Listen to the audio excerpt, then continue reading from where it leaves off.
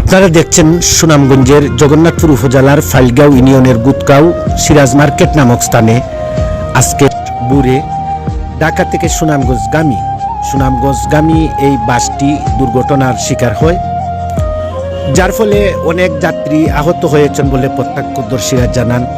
বিশেষ করে ফজরের আজান যখন হয় তখন একটা শব্দ শুনে সবাই আশপাশের বাড়িঘরের ছুটে আসেন এবং পাশেই মসজিদ রয়েছে, মসজিদে এলান দিলে অনেকেই আশপাশের ছুটে এসে যাত্রীদেরকে তৎক্ষণাৎ উদ্ধার করতে সক্ষম হন। কিন্তু এই সড়কটি অত্যন্ত ঝুঁকিপূর্ণ, প্রায় বিভিন্ন ছোট বড় যানবাহনগুলা দুর্ঘটনার শিকার হয়ে থাকে। বেশ কয়েক কিলোমিটার জায়গা জুড়ে অনেক বিপজ্জনক মোড় রয়েছে।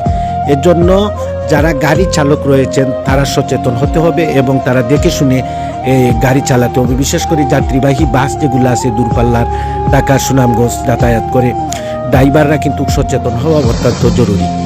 আর বিশেষ করে বলবো, যারা এই সড়ক পথে চলাচল করেন রাতের বেলা একটু সাবধানে চলাচল করবেন। বাসগুলার যে ড্রাইভার তারা কিন্তু বেফরুয়াভাবে গাড়ি চালিয়ে থাকেন, আমরা অনেক সময় দেখি।